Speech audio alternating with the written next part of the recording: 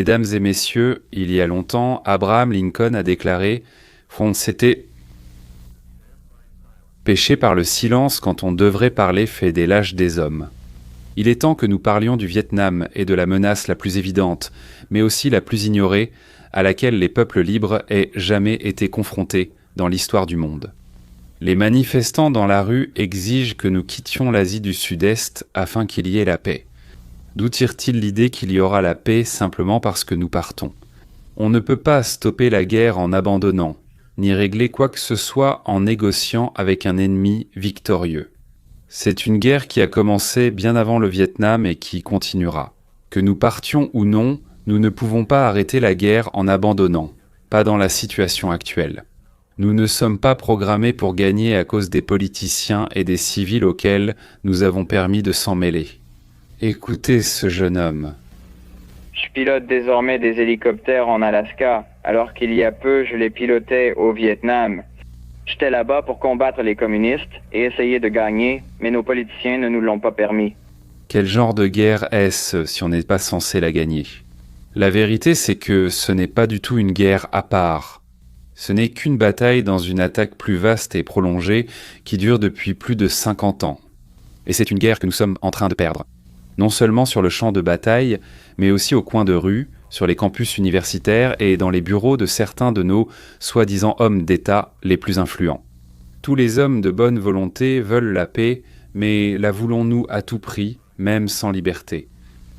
Nous savons tous que ce pays, avec de la bonne volonté, a trébuché quelquefois et a commis une ou deux erreurs.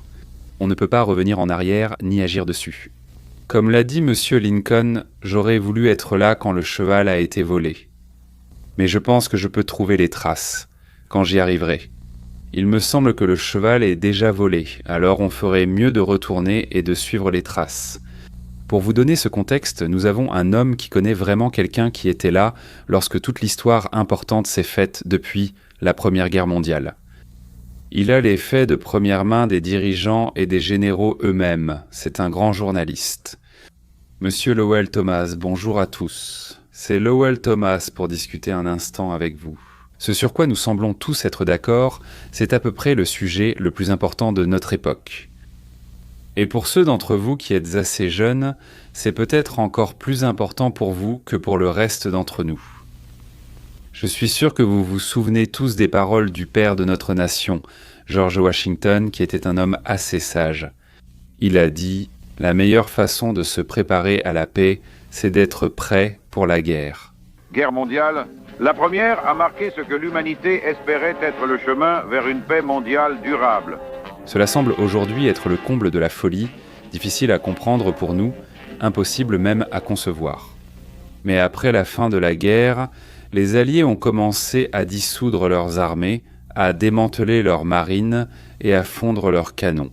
Dans la confusion, à la fin de la Première Guerre mondiale, un groupe d'hommes déterminés est arrivé au pouvoir en Russie. Le chef de ce groupe, Nikolaï Lénine, à la tête du parti bolchevique ou parti communiste majoritaire, savait que les nations libres du monde désiraient ardemment la paix.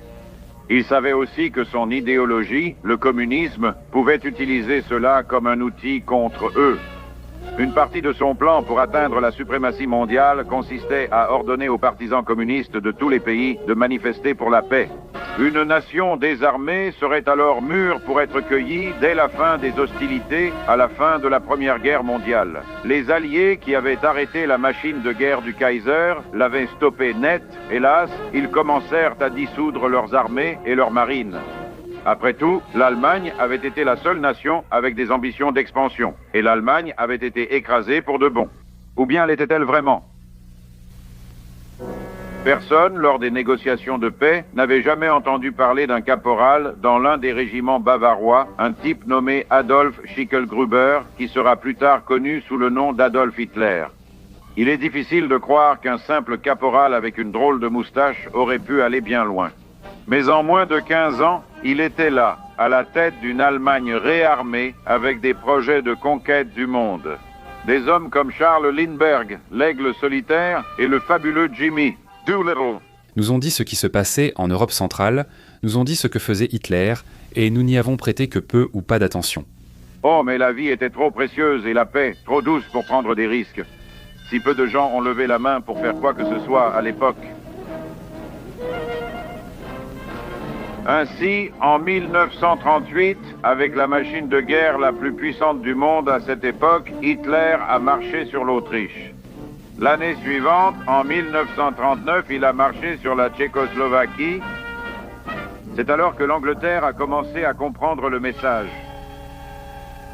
Nous savons tous comment Neville Chamberlain est allé de Londres à Munich avec son parapluie et est revenu en disant « Cela signifie la paix pour notre temps ».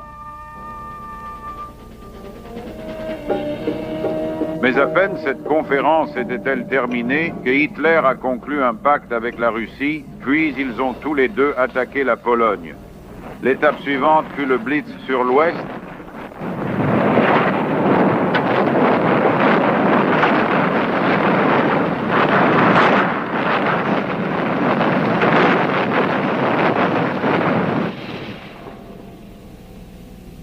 Avec les nazis et les communistes de connivence.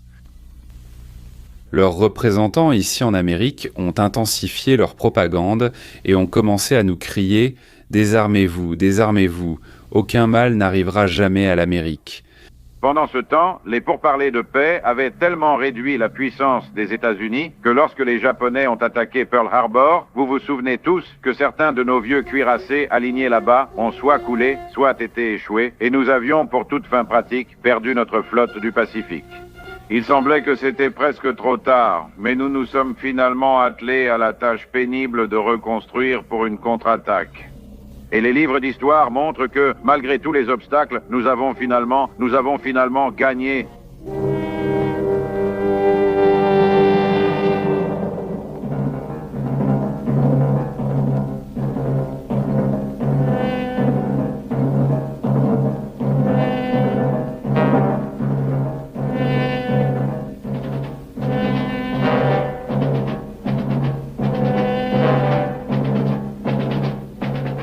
Ensuite, les négociations habituelles eurent lieu entre le vainqueur et le vaincu.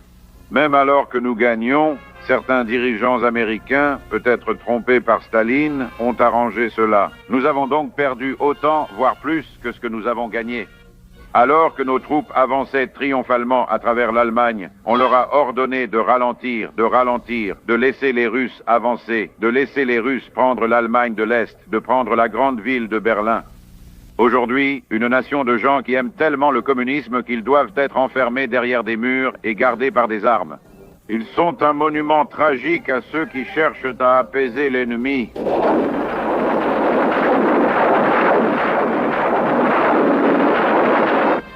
Lors des réunions à Yalta avec Staline, successeur de Lénine, les Russes ont pris le contrôle de l'Europe de l'Est et d'une grande partie de l'Asie. Nous savons ce qui s'est passé en Extrême-Orient et comment ils ont imposé leur volonté à la Chine. Et ainsi, la scène était préparée pour la Corée et un peu plus tard pour le Vietnam. En 1945, tout le monde pensait que la guerre était terminée, mais notre véritable ennemi était toujours aussi puissant. C'était le soi-disant allié à qui nous avions laissé l'Allemagne de l'Est et Berlin. Je ne parle pas du peuple russe et je ne parlerai pas du peuple chinois, je parle du complot communiste. Beaucoup des grands Américains de la dernière génération ne sont plus parmi nous. Pour nous donner un témoignage direct de ce qui s'est passé dans les coulisses derrière la façade trompeuse de la coopération communiste après la guerre. Nous avons la chance qu'un des plus grands dirigeants, le vainqueur des nazis en Italie, soit ici. Et il peut nous raconter comment cela s'est vraiment passé lorsqu'il s'agissait de s'entendre avec les Rouges. Voici le général Mark Clark. Après la Seconde Guerre mondiale, après avoir accepté la reddition allemande en Italie, je suis allé en Autriche comme commandant de l'occupation américaine et haut commissaire. Les armées russes y étaient aussi présentes.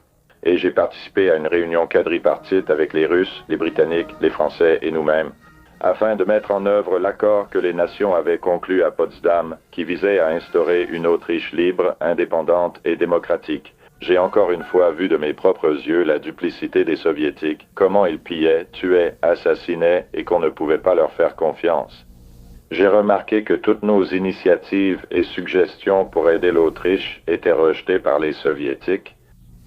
J'ai ensuite accompagné Burns à la conférence des ministres des Affaires étrangères en Angleterre, puis Marshall à Moscou.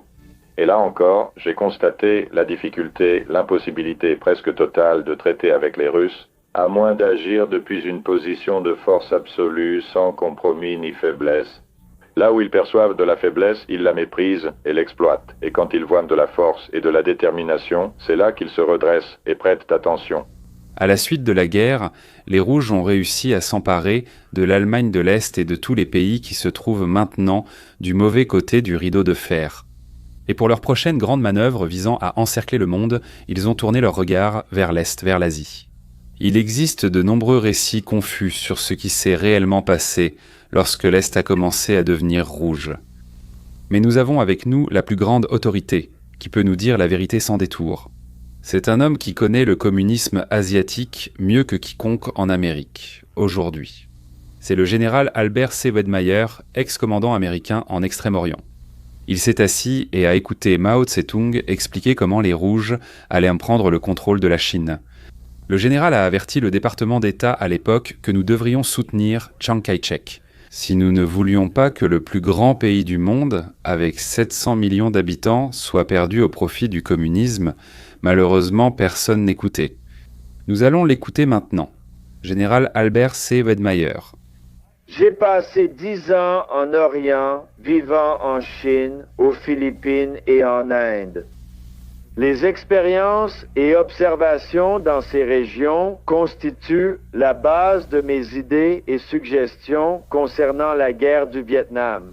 À la fin de la Seconde Guerre mondiale, l'Union soviétique a accéléré ses plans pour la conquête de l'Extrême-Orient. En 1946 seul, la République de Chine, le Japon et la Thaïlande étaient des nations indépendantes dans la région. Moscou prévoyait d'exploiter le savoir-faire industriel du Japon, l'immense réservoir de main-d'œuvre en Chine et les ressources naturelles de l'Asie du Sud-Est, des Philippines, de l'Indonésie et des îles mélanésiennes. Pendant l'administration sage et courageuse du général MacArthur, les efforts communistes pour communiser le Japon ont été bloqués avec succès. L'Union soviétique s'est alors tournée vers la Chine continentale avec la complicité des dirigeants chinois Mao Zedong et Zhou Enlai. La Chine continentale, une région plus vaste que les États-Unis et comptant 700 millions d'habitants, a été attirée dans l'orbite de l'Union soviétique en 1949. La perte de la Chine au profit de la tyrannie du communisme fut une tache noire sur l'écusson des États-Unis. Plutôt que de soutenir Chiang Kai-shek, allié fidèle de la Seconde Guerre mondiale, le gouvernement américain a choisi la non-intervention, illustrée par l'annonce du secrétaire d'État de l'époque. Citation, « Nous laisserons la poussière retomber ». Fin de citation. Vous et moi savons que la poussière est retombée en Corée et qu'elle est en train de retomber au Vietnam avec du sang américain. Chiang Kai-shek et son gouvernement ont été contraints de se retirer à Formose, où ils ont maintenu un bastion solide contre l'avancée communiste. Je pensais, et je le pense toujours, que nous aurions dû continuer à soutenir le gouvernement nationaliste de Chine très anticommuniste. Si nous l'avions fait, les États-Unis ne connaîtraient pas aujourd'hui une paix précaire en Corée et une guerre coûteuse au Vietnam. Bien sûr, la prochaine offensive communiste dans leur guerre continue contre le monde libre fut la Corée. Après la révocation du général MacArthur pour sa fermeté envers les communistes, le général Mark Clark a été envoyé en Corée pour reprendre la situation en main. Il a vite compris qu'il faisait encore face au même problème avec les Rouges, le général Mark Clark. Le président Truman m'a envoyé en Extrême-Orient pour prendre le commandement pendant la guerre de Corée, durant la dernière année et demie. Et là, je les ai vus à nouveau, je les ai vus 7 fois sur le champ de bataille. J'ai vu à quel point ils étaient traîtres, comment ils ont assassiné nos prisonniers de guerre et comment on ne pouvait pas compter sur eux pour tenir leurs promesses ou respecter les règles de la Convention de Genève concernant les prisonniers ou la conduite de la guerre. La soi-disant guerre de Corée a été la première preuve, depuis le retrait de Berlin, d'une politique sans victoire.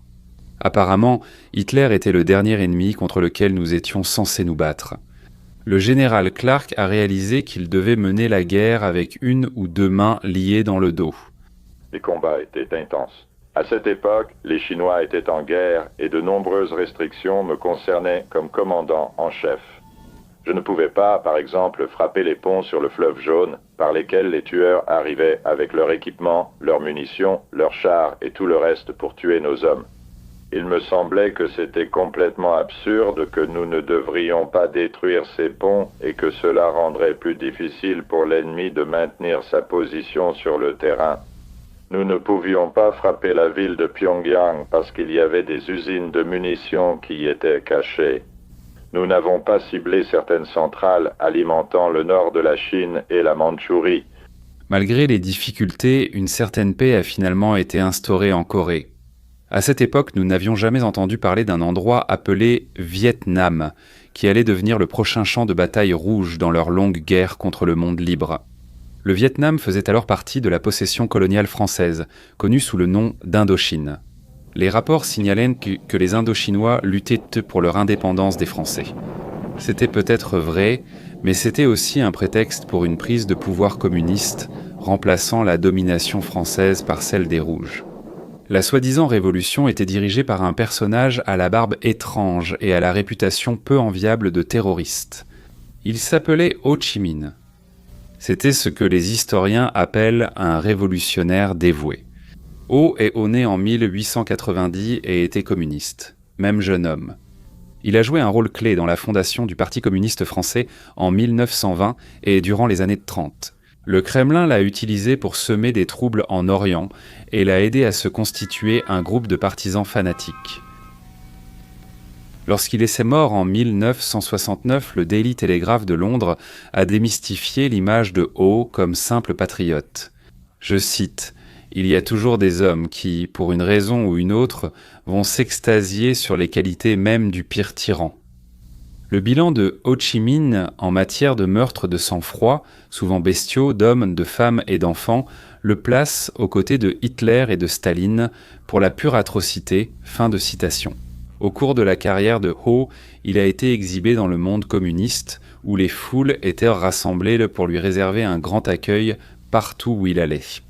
Il a été célébré par des figures radicales comme Krishna Menon de l'Inde, bien sûr par le grand patron du communisme de l'époque, Nikita Khrouchtchev, ainsi que par tous les seconds couteaux du parti à travers le monde. Ho a fourni son plus grand effort dans un endroit appelé Dien Bien Phu, où il a assiégé l'armée française. Les États-Unis ont été sollicités pour une frappe aérienne contre les positions communistes, mais ont toujours refusé. La cause française était probablement vouée à l'échec parce que le gouvernement français de gauche a forcé son armée à mener une guerre perdue d'avance. Tout comme le général Clark avait été contraint de se battre en Corée, Ho a ainsi pu infliger une défaite humiliante aux Français. Lors de la conférence de paix de Genève qui a suivi, il a été convenu que le Laos, le Cambodge et le Vietnam seraient des nations indépendantes. Cependant, le Vietnam a été temporairement divisé et les deux zones séparées par le 17e parallèle. La zone nord devait être sous le contrôle du pantin communiste Ho Chi Minh et la zone sud sous celui de l'ancien pantin français Bao Dai. Immédiatement après la conférence de Genève, Ho Chi Minh et ses partisans Viet Cong ont lancé une vaste et brutale campagne de subversion et d'action de guérilla. Plus de 50 000 Sud-Vietnamiens, y compris des responsables de villages, des enseignants, des commerçants et des agents des forces de l'ordre, ont été enlevés, mutilés ou tués par les guérilleros Viet Cong. Trop souvent, nos propres sources d'information, les médias, la télévision, la radio et la presse sont responsables de l'impression largement répandue que les Nord-Vietnamiens et les Viet Cong sont les gentils et que nous, les Sud-Vietnamiens, les Sud-Coréens et les Américains, sommes les méchants.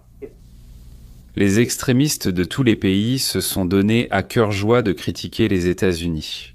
Mais personne ne s'est jamais plaint des bombardements quasi quotidiens des villes par les Viet Cong et des meurtres de civils.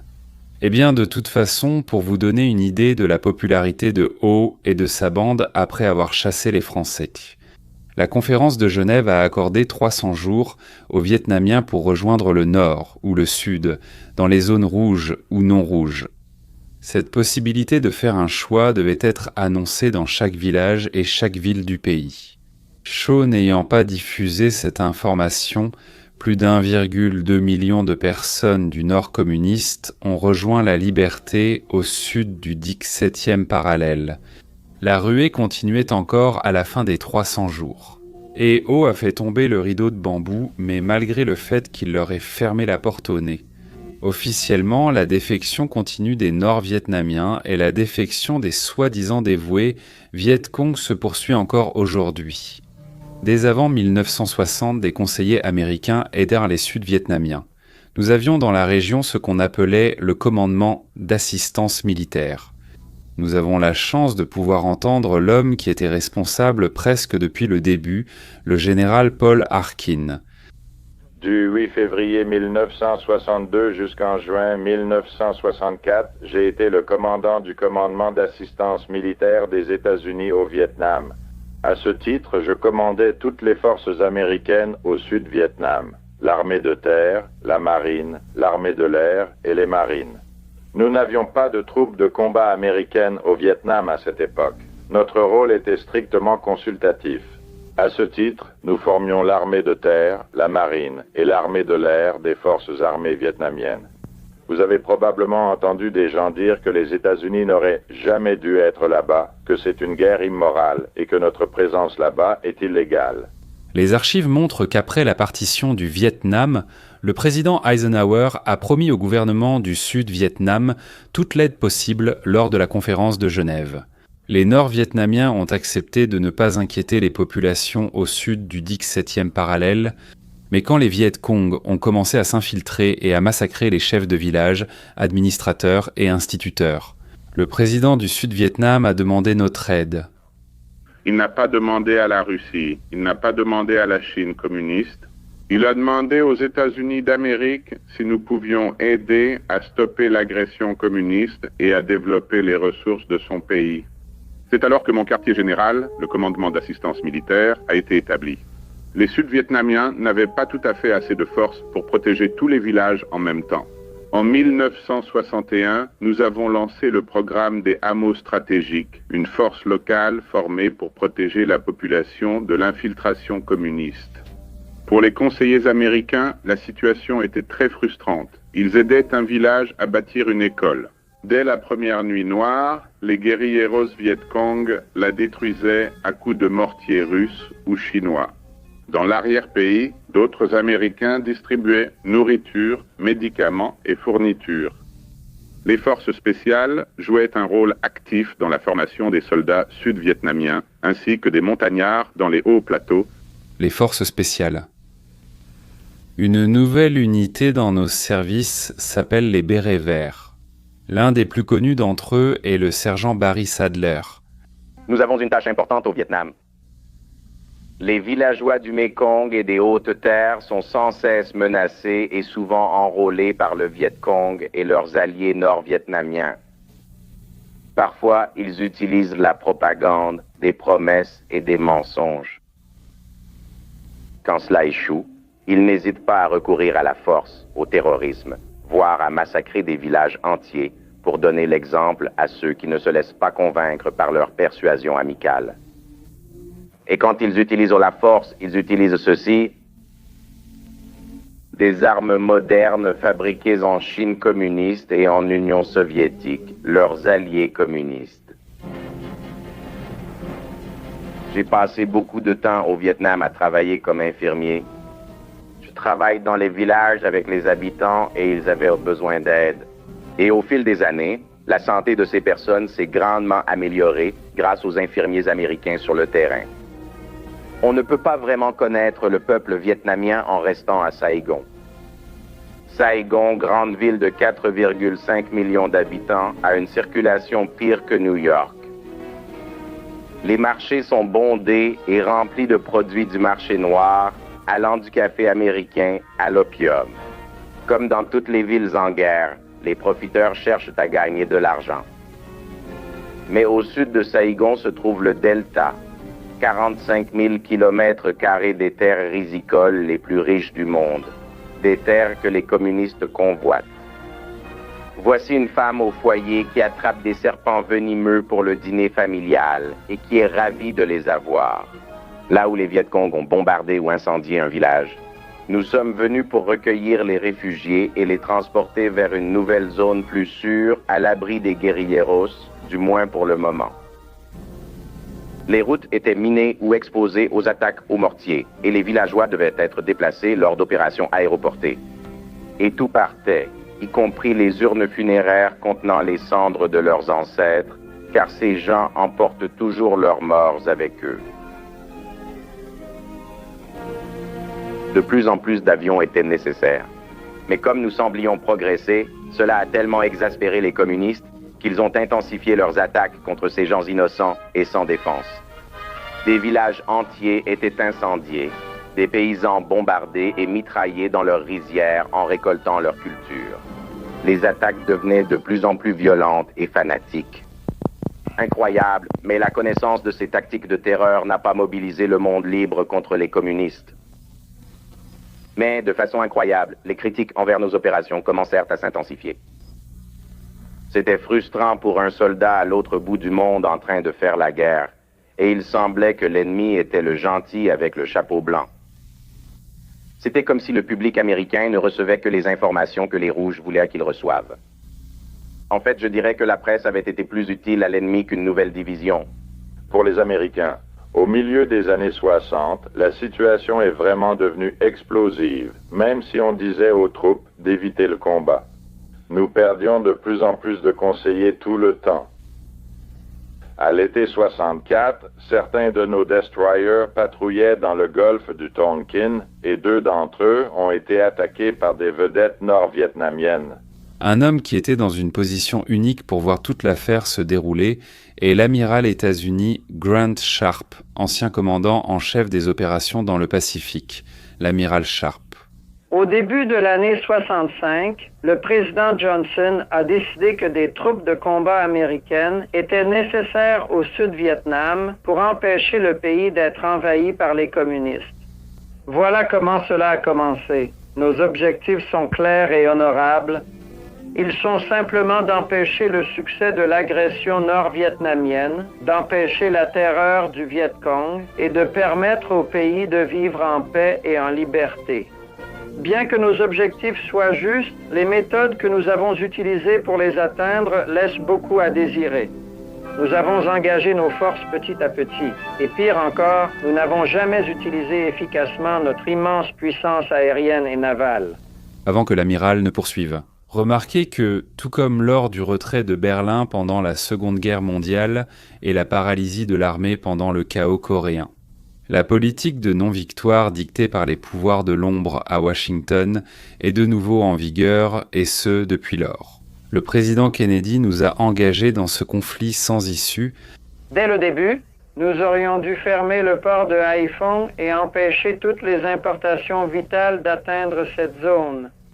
Au lieu de cela, nous leur avons permis d'importer toutes les nécessités de la guerre sans aucune difficulté, alors même que nous contrôlions les mers.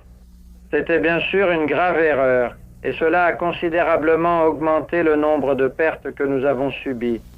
L'un des principaux avantages d'un blocus naval ou d'un blocus par mine est qu'il y a très peu de pertes humaines impliquées. Le pays qui subit le blocus ne reçoit tout simplement pas les approvisionnements dont il a besoin et ainsi sa capacité à se battre est grandement réduite. Chaque fois que nous luttons contre les communistes, ils semblent aidés par quelqu'un de notre camp. On trouve toujours quelqu'un prêt à tout pour ne pas leur nuire ou être dur avec eux.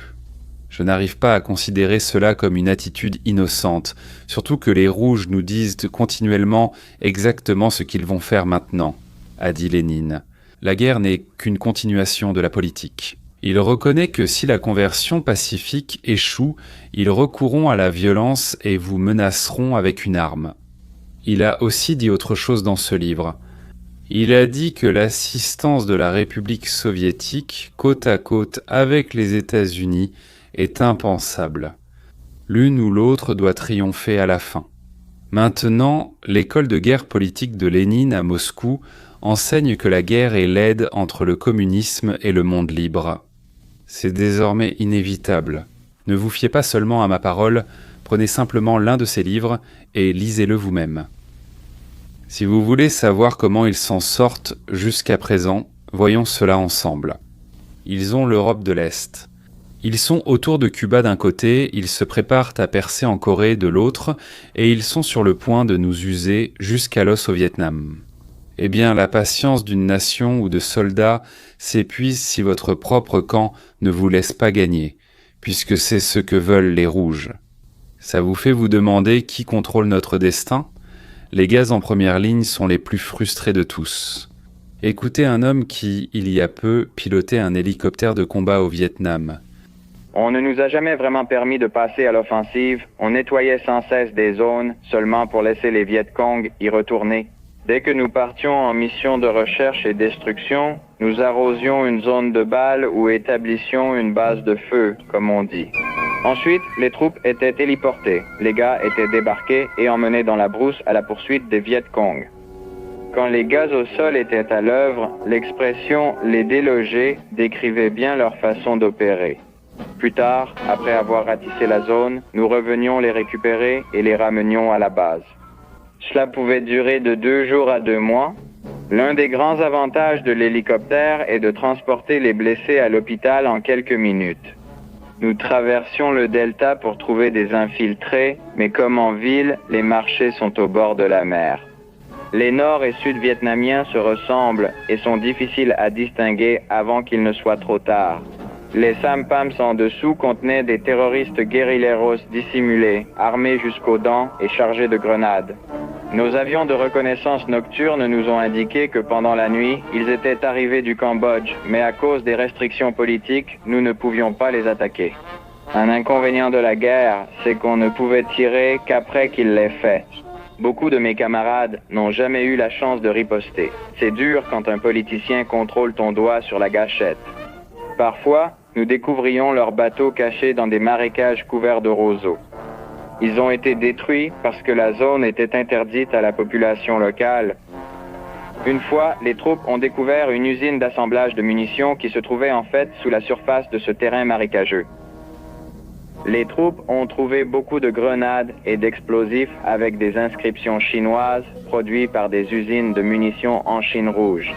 Quand une zone était fortement envahie par les Viet Cong, nous les localisions précisément et faisions appel à l'armée de l'air.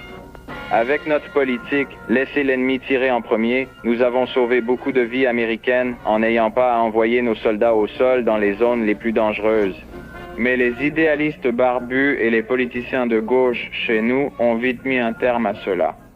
J'imagine qu'on n'était pas censé blesser l'ennemi. Le genre de guerre qu'on nous a forcés à mener ne pouvait nous mener nulle part.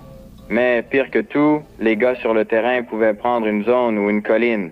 Avec de grandes pertes de sang et de vie, ils devaient se replier et pouvaient devoir tout reprendre depuis le début. 3 mois plus tard, nous nous sentions tous de plus en plus frustrés au fil du temps. Maintenant, je peux comprendre pourquoi tant de gens chez nous voulaient que nous abandonnions et que nous ramenions les troupes à la maison. La plupart des Américains chez nous sont sincèrement inquiets. Mais contrairement à toutes les autres guerres auxquelles nous avons participé, nous avons un front inspiré par les communistes dans nos rues, qui travaillent beaucoup sur les sabbatis. De gens honnêtes, ils prétendent simplement tout faire pour la paix, alors que beaucoup d'entre eux brûlent le drapeau américain, le piétinent au sol, tout en agitant le drapeau des Vietnamiens, qui ont torturé et tué des dizaines de milliers de civils innocents, coupables seulement de résister à rejoindre les rangs rouges. Appelleriez-vous une personne qui soutenait l'ennemi un défenseur de la paix ou un membre des forces ennemies ? Eh bien, quelqu'un qui soutient nos forces, qui s'est rendu au Vietnam à de nombreuses reprises, qui est allé dans toutes les zones de combat pour divertir les soldats, et l'une des stars les plus appréciées du public américain est Martha Ray. Elle peut dire les choses telles qu'elles sont, Martha Wright. Merci, Duke, d'un béret vert à un autre. Je viens de rentrer de mon 8e voyage à l'étranger avec nos troupes et me prépare déjà pour le 9e. qui consiste à rassembler mon équipement pour repartir avec ma famille, qui est aussi la vôtre. Nos troupes sont choquées par l'attitude des responsables universitaires et autres, qui affirment fermement qu'aucune organisation n'est derrière ces actes de désordre. Que toutes les manifestations sont spontanées et non organisées. Vous pouvez être assuré que ces militaires ne sont pas trompeurs. Les Rouges ont déclaré, sans aucune ambiguïté, qu'ils allaient détruire le caractère moral d'une génération de jeunes Américains. Et quand ils auront terminé, il ne nous restera plus rien pour nous défendre contre eux. Et ils font un travail plutôt complet sur certains de nos enfants. Et pendant que cela se passe, ils ne nous laissent pas nous défendre de la manière que tous les grands stratèges militaires préconisent, attaquer, frapper l'ennemi sur son propre territoire. Nous revenons sans cesse à cela comme étant le problème central dans notre guerre contre le communisme. Écoutez l'amiral Sharp vous le raconter de son point de vue. Le principal problème était que nous étions limités dans les cibles que nous pouvions frapper. Nous avons commencé dans la partie sud du Nord-Vietnam et avons progressivement remonté vers le nord, ce qui a permis aux Nord-Vietnamiens, avec l'aide des Soviétiques, de renforcer leur défense autour de Hanoï et Haiphong. Ainsi, lorsque nos avions sont finalement arrivés dans la région de Hanoï et Haiphong, ils ont été confrontés aux défenses aériennes les plus concentrées et les plus précises qu'aucun pays n'ait jamais affrontées. Même avec des défenses très lourdes et les restrictions imposées à nos attaques aériennes, nous avons tout de même réussi à infliger des dégâts au Nord-Vietnam. Au point qu'à l'automne 1967, ils étaient en grande difficulté. Si on nous avait permis de continuer en 1968 et de frapper les cibles qu'il fallait atteindre et de maintenir hors d'état celles que nous avions déjà touchées, la guerre aurait certainement été terminée à la fin de 1968. Si vous n'êtes pas suffisamment convaincu par l'amiral, écoutez l'un des pilotes de bombardiers de la marine. Je pense que je parle au nom de 99% de tous les hommes qui sont allés au Vietnam, que ce soit en tant que pilote ou au sol. C'est l'une des expériences les plus frustrantes qu'un homme, surtout un combattant, puisse vivre. Je peux l'affirmer. Nous tous qui sommes allés là-bas, et je sais que tous ceux qui étaient avec moi dans mon groupe en particulier, nous y sommes allés avec un sentiment d'exaltation, qu'ils allaient partir au combat et accomplir la mission qui devait l'être, qu'ils allaient être autorisés à atteindre les objectifs. Et bien sûr, nous y allons toujours avec le sentiment de vouloir aider les hommes au sol autant que possible. Nous faisons cela en bombardant les cibles nécessaires, les lignes logistiques, les dépôts de munitions et les stations de pétrole. Cela empêche l'ennemi d'acheminer ce matériel vers le Sud-Vietnam et de l'utiliser contre nos hommes et nos alliés, les Sud-Vietnamiens. Mais il n'a pas fallu longtemps pour que nous réalisions qu'en raison des restrictions politiques imposées à cette guerre en particulier, elle allait ressembler à la guerre de Corée, probablement même pire. Et nous n'étions pas autorisés à atteindre ces cibles pourtant essentielles à détruire pour empêcher l'approvisionnement, l'équipement et les soldats ennemis d'entrer au Sud-Vietnam. Nous savions qu'ils descendaient là-bas, nous savions comment ils y allaient, nous savions où étaient les cibles. Et il y avait tant de frustration à ce moment-là, à notre retour, et nous avons dit aux gens restés sur les porte-avions, aux analystes du renseignement aérien, à la salle de guerre de l'amiral, que ces cibles étaient là, que nous voulions aller les bombarder. Ils étaient aussi frustrés car ils devaient demander à Washington l'autorisation de bombarder ces cibles, qui n'est jamais arrivé. Je me souviens quand ils ont commencé à installer les sites de missiles là-bas. À cette époque, des missiles avaient visé des avions américains au nord du Vietnam. Nous sommes revenus informer les responsables du porte-avions que des sites de missiles étaient en cours d'installation, visibles depuis notre position. Ils se préparaient et nous devions y retourner pour les bombarder encore. Nos mains et celles de l'amiral étaient liées. Il devait retourner à Washington par la voie hiérarchique avec un message et la réponse fut non. Nous n'avons bombardé les sites de missiles qu'après que 2 de nos avions aient été abattus lors d'une 9e mission ou en début de soirée. Toute l'affaire était qu'ils ont essayé de donner l'impression qu'ils ne savaient pas à l'avance que ces sites de missiles étaient là. Et bien sûr, c'est frustrant pour un homme de voir ses amis, ses colocataires, les personnes avec qui il a suivi l'entraînement, se retrouver dans cette situation, sachant très bien que cela aurait pu être évité bien avant si les politiciens vous en avaient donné la possibilité. Maintenant, quand je parle de restrictions, encore une fois, je parle de restrictions comme celle-ci. Nous pouvions survoler les aérodromes ennemis où les avions étaient stationnés sur le terrain. Nous savions pourquoi ils étaient là, mais ne pouvions leur faire de mal. Ces mêmes avions pouvaient arriver derrière nos appareils, les abattre, puis redescendre sur la piste, et nous n'avions pas le droit de les poursuivre une fois qu'ils atteignaient cet aérodrome. Il y avait même une restriction à l'époque où j'y étais. On ne pouvait pas tirer sur un avion ennemi tant qu'il ne nous avait pas tiré dessus. Autrement dit, s'il ne vous abattait pas en premier, alors vous aviez une chance contre lui. J'aimerais que certains des sénateurs libéraux qui ont adopté une position négative dans cette situation pour promouvoir leurs propres ambitions politiques puissent-on se retrouver dans la même situation que nos garçons à l'étranger, avec un bras attaché dans le dos, ou peut-être les deux, pour affronter cet ennemi traître. Au début, il était interdit de bombarder les convois. Ensuite, nous avons pu les attaquer, mais uniquement quand ils étaient sur une route. Peu importe si vous saviez que ce convoi en particulier transportait des munitions, des fournitures à destination du Sud-Vietnam. Nous connaissions leurs itinéraires, nous savions où ils allaient en descendant la route 1 par le col de McGilla. Et en ce qui concerne la pénurie de bombes à cette époque, M. McNamara, qui était secrétaire à la Défense, affirmait qu'il n'y avait aucun fondement à cette information, que nous connaissions une pénurie de bombes, d'avions ou de pilotes dans la région du Vietnam. Et le député Mitchell était monté à bord du porte-avions et avait personnellement assisté à ces missions. Nous décollions souvent avec seulement 1/5 de la charge de bombes, alors que certains avions pouvaient en transporter 24. Il nous arrivait d'en emporter seulement 4. Parfois, au lieu de bombes pourtant nécessaires à la cible, nous transportions des roquettes. Quand vous demandiez à l'officier de pont pourquoi, il répondait « Parce qu'on n'a pas assez de bombes pour finir le mois.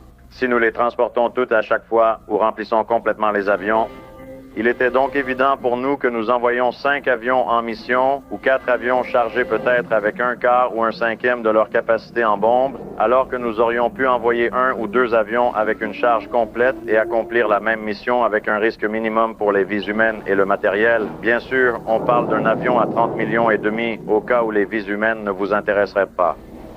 C'était quelque chose qui nous frustrait, vous voyez. Nous voulions seulement entrer et être autorisés à travailler. Quand vous envoyez des hommes à la guerre, vous devriez les envoyer avec l'idée qu'ils risquent leur vie. Et pour risquer leur vie, ils devraient être autorisés à faire leur travail, à agir comme il le faut pour minimiser le risque pour leur vie. Et atteindre l'ennemi, accomplir leur mission en un minimum de temps et rentrer chez eux, auprès de leur famille, là où ils veulent être. Et cela n'a pas eu lieu au Vietnam. Et la seule façon d'arriver à une conclusion réussie là-bas, c'est de vaincre l'ennemi. Aussi grave qu'une restriction ON, voire pire, c'est la politique qui consiste à aider l'ennemi à obtenir des biens et des munitions pour nous vaincre. Est-ce que ça paraît idiot ? Eh bien, écoutez un jeune béret vert nommé Pierre Stark, qui a perdu ses 2 jambes sous les genoux, au Vietnam. La seule façon de briser la volonté des communistes, c'est de leur briser le dos. Pour cela, il faut éliminer leur accès aux ressources dont ils ont besoin pour mener la guerre. Il faut éliminer leurs moyens. Les États-Unis n'avaient jamais vraiment tenté d'éliminer les moyens de guerre avec lesquels ils tuaient des soldats américains au Sud-Vietnam. Nous avons assuré à leur principal fournisseur, l'Union soviétique, et à ses satellites, qui fournissent 80% du matériel de guerre nord-vietnamien. Nous avons assuré aux pays du bloc soviétique que nous n'interviendrons pas dans leur livraison de matériel de guerre à l'ennemi nord-vietnamien. En même temps que nous leur avons assuré que nous n'interviendrions pas dans ces livraisons, nous avons poursuivi notre politique de commerce avec le bloc soviétique en envoyant des matériaux stratégiques à l'ennemi soviétique. Par exemple, en 1966, les États-Unis ont envoyé à l'Union soviétique toutes les spécifications techniques dont ils avaient besoin pour construire une usine de glycérol. Le glycérol sert à fabriquer des explosifs comme la nitroglycérine, connue de tous. Au Vietnam, le glycérol sert de détonateur dans les pièges explosifs. Plus de 50% de toutes les pertes américaines subies au Sud-Vietnam proviennent des pièges explosifs. Je ne pense pas qu'on puisse l'expliquer de façon satisfaisante à un homme qui a perdu la vue à cause d'un piège explosif, ou aux parents d'un homme qui a été tué par un piège explosif au Sud-Vietnam, Pourquoi le gouvernement qui a envoyé cet homme au Sud-Vietnam refuse-t-il d'intervenir? Non seulement l'ennemi reçoit ce type d'armes, mais le gouvernement aide en fait l'ennemi à la produire. Un exemple flagrant. Fin 1969, nous avons prêté 50 millions de dollars à la Suède. Début 1970, la Suède prête 45 millions directement à Hanoï. Pour ceux d'entre nous qui y sont allés, le Vietnam n'est pas une guerre factice. C'était et c'est une guerre bien réelle. Ce n'est pas une guerre limitée, car il n'existe pas de dette limitée. Nous sommes fiers d'avoir combattu au Vietnam pour les États-Unis et la liberté du peuple sud-vietnamien. Beaucoup de mes amis, vos fils, vos maris, vos frères, et dans certains cas, vos pères sont morts en combattant les ennemis communistes en Asie. Soyez fiers de ces hommes, de bons hommes morts jeunes pour la liberté des autres. On ne peut rien exiger de plus d'un homme. Ils étaient prêts à se battre parce qu'ils savaient qu'en ce jour-là, les Américains n'étaient pas prêts à se battre pour leur liberté. Ce jour-là, l'Amérique n'aura plus sa propre liberté. Beaucoup de gens n'ont pas été informés du fait que le Vietnam est bien plus qu'une simple guerre isolée à l'autre bout du monde. Cela a une signification bien plus profonde que cela. Le Vietnam est une bataille dans une guerre pour le monde. C'est une bataille que nous perdons, mais pas sur le champ de bataille. Mais ici, chez nous, l'Empire soviétique est en expansion. Les communistes sont terriblement sérieux au sujet de leur objectif déclaré de conquête mondiale, tout aussi sérieux qu'Hitler et son parti national-socialiste l'étaient à propos de la conquête du monde. Tous les Américains doivent se rappeler que l'ennemi soviétique n'est qu'à 20 minutes en fusée. Finalement, il y eut un grand tollé pour amener les Rouges à la soi-disant table de la paix. Après tout, la preuve inverse. Avec le temps, certains croyaient en toujours pouvoir dissuader les Rouges d'envahir notre pays juste pour pousser l'ennemi à évoquer la paix. D'habitude, on le presse tellement qu'il en a assez et qu'il veut partir. Ni nous, ni notre département d'État, ni celui de la Défense. Nous avons fait l'inverse, facilitant la vie aux communistes en cessant totalement les bombardements. Laissons l'amiral Sharp commenter cela. Puis, en mars 1968, il a été décidé d'arrêter les bombardements des zones vitales du Nord-Vietnam. Afin d'inciter les Vietnamiens à venir à la table des négociations pour discuter de la paix, avant même que les Nord-Vietnamiens ne s'assoient à la table et ne commencent à négocier, nous avions déjà arrêté tous les bombardements du Nord-Vietnam. Nous avions donc un pays avec une grande puissance aérienne, permettant à un adversaire de combattre depuis un sanctuaire. Les communistes allaient-ils négocier dans ces conditions? Certainement pas, ils allaient retarder des négociations significatives. Espérant que notre impatience naturelle à mettre fin à la guerre l'emporterait sur nous et que nous ferions des concessions, ce qui aboutirait à la victoire de leur camp. En mars 1968, la réduction de nos bombardements a été proclamée comme une double victoire par les communistes. C'était vraiment le cas. Maintenant, nous négocions à Paris depuis plus de 2 ans et quels ont été les résultats? Absolument rien, nous avons fait concession sur concession et les Nord-Vietnamiens n'ont absolument rien offert en retour. Ils ont simplement utilisé les réunions de Paris comme une tribune de propagande pour déclarer que les États-Unis sont l'agresseur dans la guerre, que nous devons retirer toutes nos troupes avant qu'ils n'envisagent des négociations sérieuses. Voilà ce à quoi nous sommes confrontés à la suite de tous nos efforts pour les amener à la table des négociations. Que pensent les hommes qui doivent se battre des soi-disant négociations de paix? Certains pensent qu'on peut discuter avec les communistes, mais selon moi, l'histoire montre que ce n'est pas possible. J'ai assez observé cela. Des personnes plus expérimentées que moi en négociation avec les communistes vous diront sûrement la même chose. Les communistes ne participent aux négociations que s'ils pensent en tirer profit ou pour gagner du temps. Et cela signifie qu'ils ont plus de temps pour renforcer leurs troupes sur le terrain et pour amener plus de munitions, plus de soldats dans la bataille et faire de la publicité et de la propagande. Particulièrement lorsque vous avez une situation comme celle que nous connaissons actuellement dans ce pays où les gens expriment leur opposition à la guerre. Je comprends en partie cette opposition car la façon dont les politiciens l'ont utilisée les a totalement exposés. Cependant, la seule manière d'arrêter les communistes en Asie du Sud-Est est d'adopter une position de force inattaquable, la seule qu'ils comprennent. Pour ceux d'entre nous qui ont combattu au Vietnam, les pourparlers de paix ont toujours été au mieux futiles, au pire tragiques. Tragiques pour ces soldats sud-vietnamiens qui ont été tués en raison de l'utilisation inappropriée et incorrecte de la combinaison des moyens militaires et diplomatiques. Une diplomatie correcte, des négociations correctes sont utilisées pour raccourcir une guerre, pas pour la prolonger. Les grands hommes d'État que notre nation a eus par le passé ont été ceux qui ont eu le courage et la détermination de permettre à leur armée de faire le travail pour lequel elle a été créée.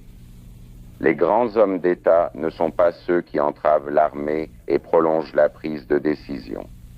La négociation de la paix et la paix dépendent de deux choses, la volonté de l'ennemi et les moyens de l'ennemi. Vous devez soit détruire la volonté de l'ennemi, soit détruire les moyens dont il dispose actuellement.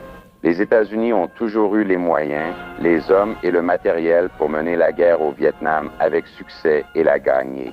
Cependant, au niveau politique, nous n'avons jamais eu le désir de gagner. Nous n'avons jamais eu la volonté de gagner. Les communistes nord-vietnamiens, en revanche, n'ont jamais eu les ressources matérielles ni la main-d'œuvre pour vaincre les soldats américains sur le champ de bataille. Leur direction, cependant, a la volonté de gagner.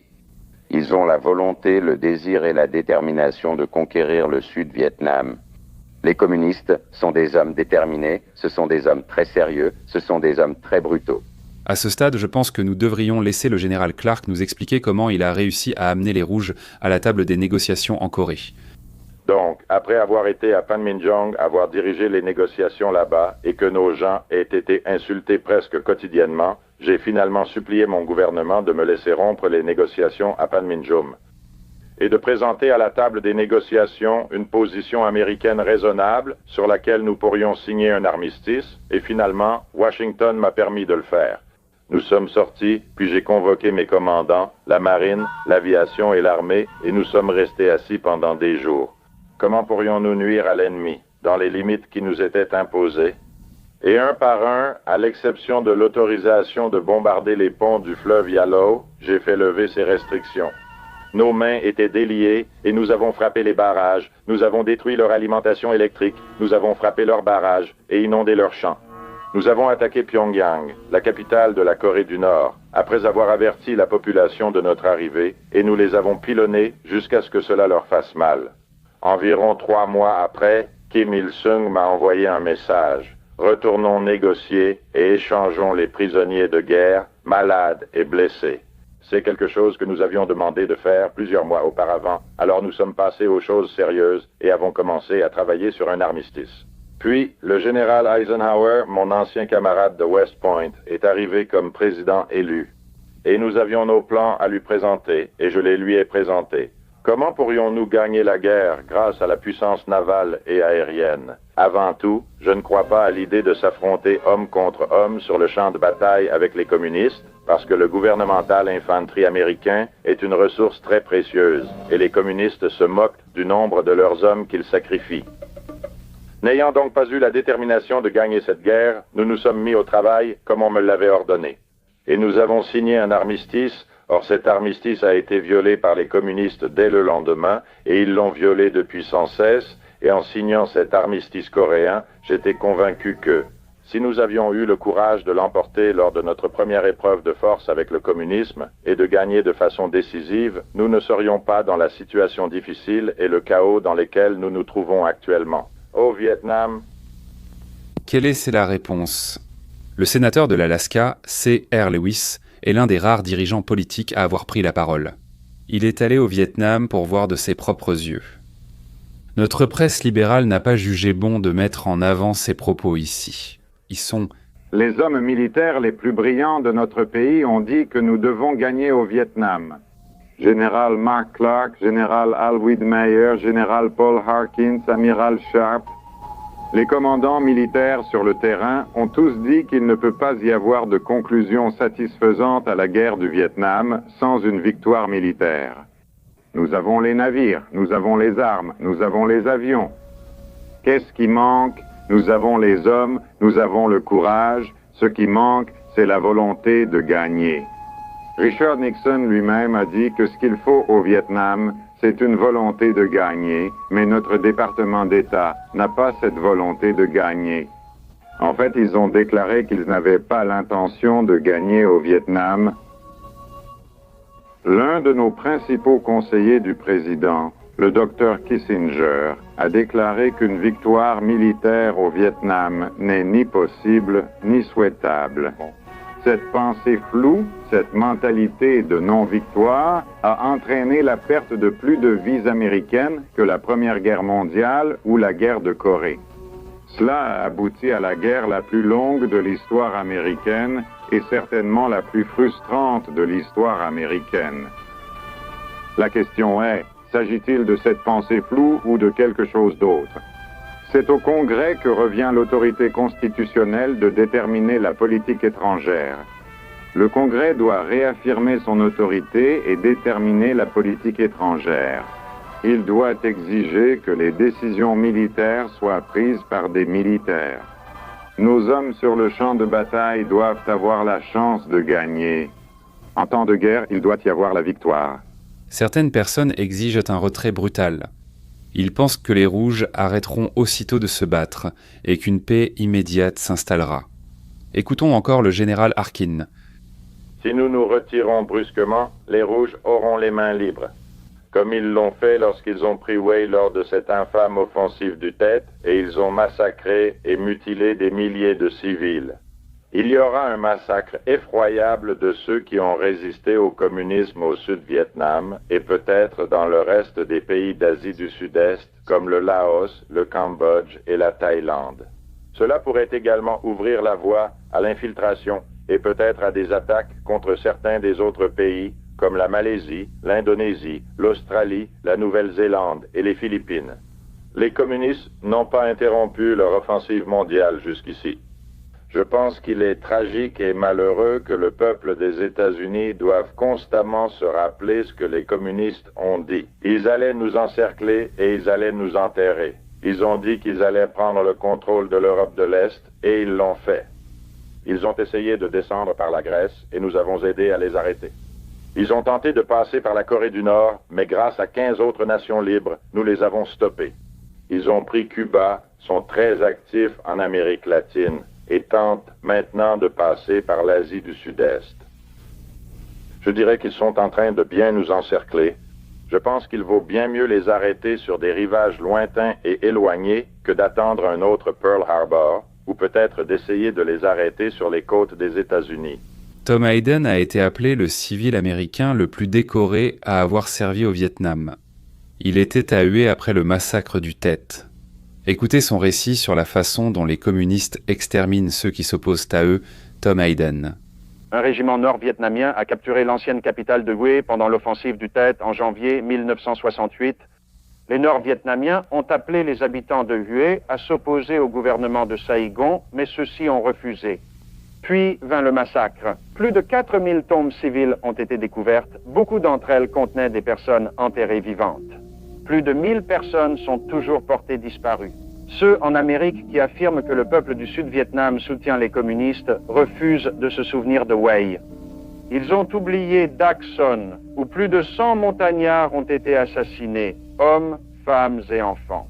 Voici le dernier exemple du soutien populaire dont bénéficient les communistes au Sud-Vietnam. Les troupes Viet Cong de Saigon attaquent un village sud-vietnamien au sud de Da Nang. Plus de 75 civils ont été tués et 85 blessés. Des survivants d'un hameau maurien attaqué par les Viet Cong ont rapporté que l'ennemi tirait sur tous, lançant des grenades dans maisons et abris civils. Mais certains médias vous diraient que les Sud-Vietnamiens ne se battent pas pour leur liberté. C'est un mensonge. J'ai passé plus de 2 ans avec ces gens et ils se battent pour la liberté. Le massacre de Hue montre que beaucoup meurent pour leur liberté. Nous ne pouvons pas sortir. Nous menons une vie vide et dans les années à venir, nous paierons 10 fois plus de sang. Et si nous n'obtenons aucune réponse à l'arrêt des bombardements et à nos initiatives pour la paix, il se peut que nous devions intensifier et renforcer la guerre. Et alors, si nous le faisons, je suis sûr que nous amènerons les communistes à la table des négociations, et nous les y amènerons rapidement.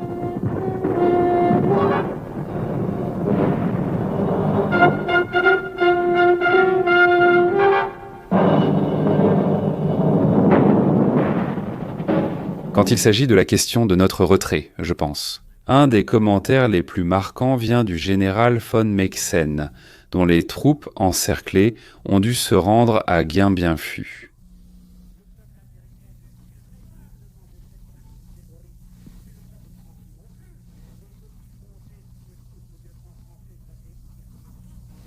Le général von Meixen ne parle pas anglais, mais français.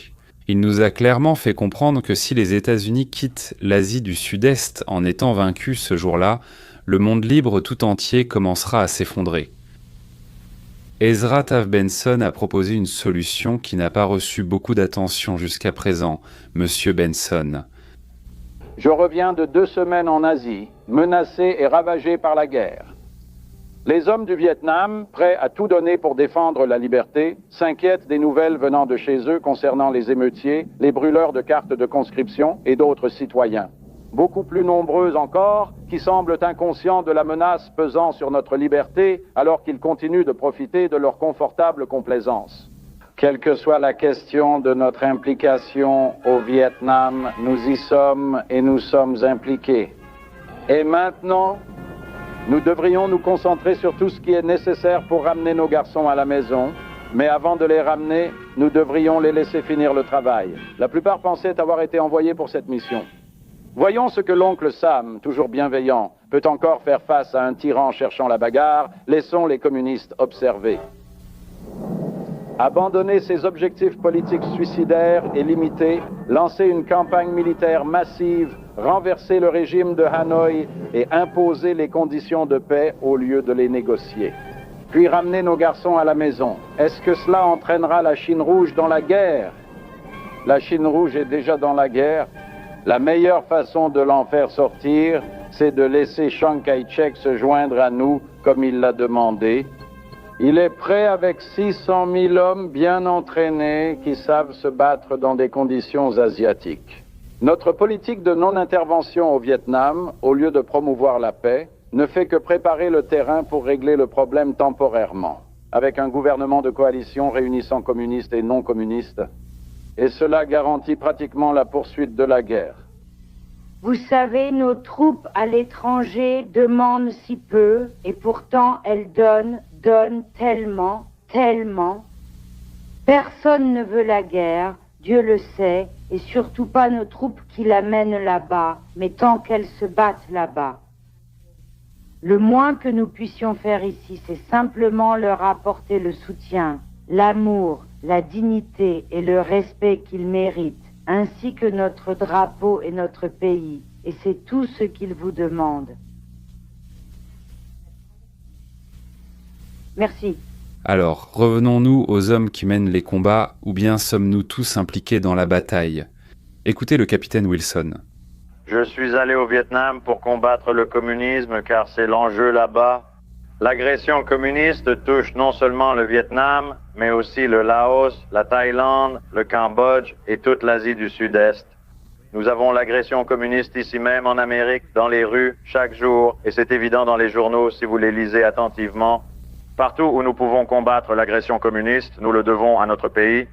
Le communisme est l'ennemi numéro 1 de l'Amérique depuis des années et le restera. La seule façon de résoudre le problème au Vietnam est de s'attaquer à la racine du problème, c'est-à-dire dans les villes et les villages du Nord-Vietnam. Nous n'avons pas besoin d'envoyer des troupes au Nord-Vietnam. Le travail peut être fait depuis les airs.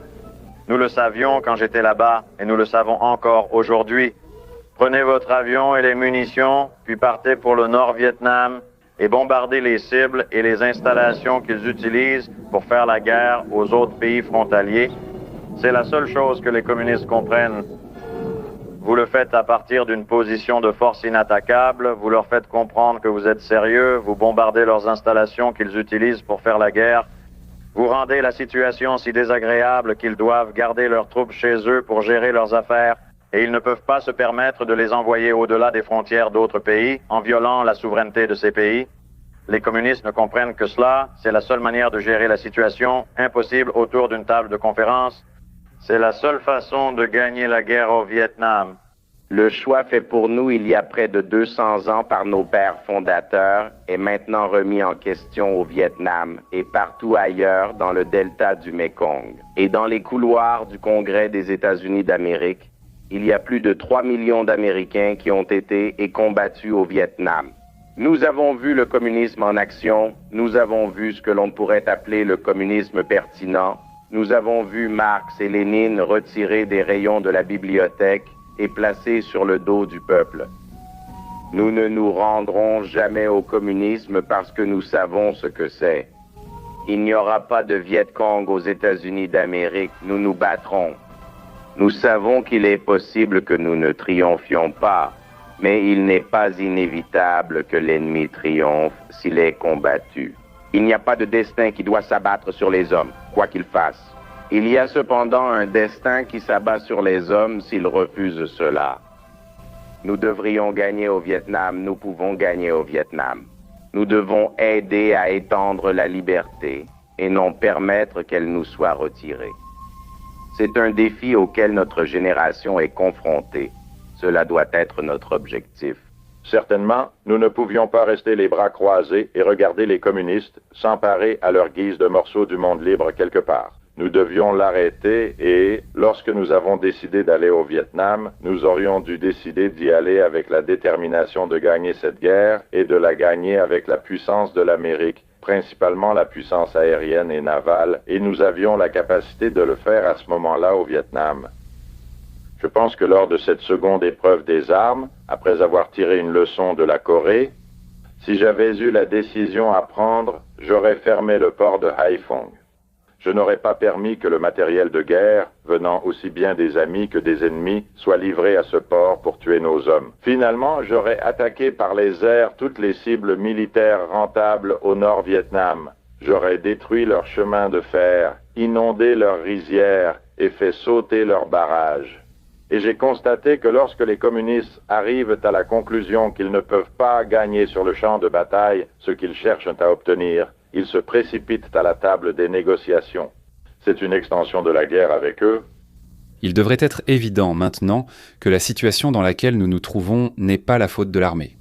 Nous aurions dû arrêter les Rouges à Berlin, nous aurions dû les empêcher d'entrer à Cuba, nous aurions dû gagner la guerre de Corée, mais nous ne l'avons pas fait.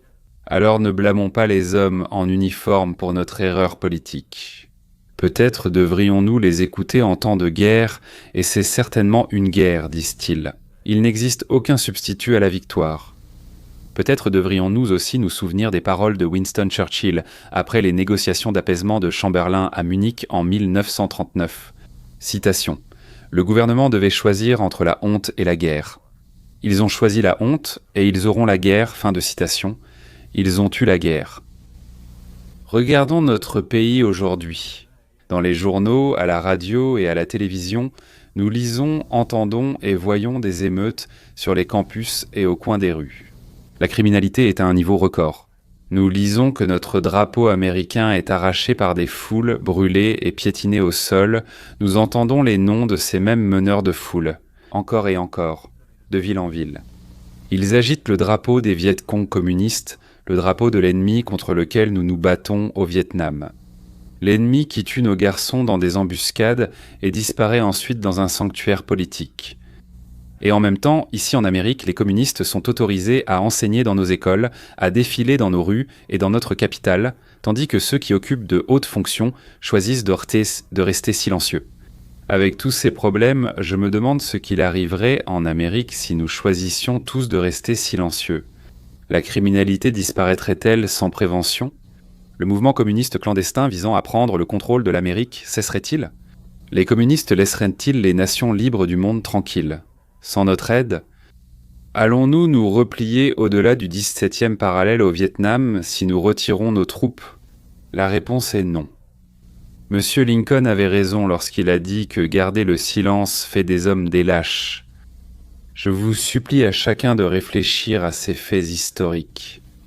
Alors, j'aimerais m'exprimer moi-même. Je crois que nous devons voter pour les exclure de leurs fonctions, quel que soit leur parti politique. Ces politiciens qui cherchent à apaiser la tyrannie et à promouvoir l'anarchie. Et voter pour des hommes responsables qui placeront le bien-être de notre pays au-dessus de leurs propres ambitions politiques. Nous devons stopper les émeutes communistes en Amérique et faire respecter les lois contre la criminalité. S'il y avait un autre 17e parallèle, nous ne devrions pas supplier les communistes de reculer, mais les avertir une seule fois, peu importe l'opinion mondiale. Nous devons nous exprimer et prendre position. Ce n'était qu'alors que notre grande nation survivra. Merci.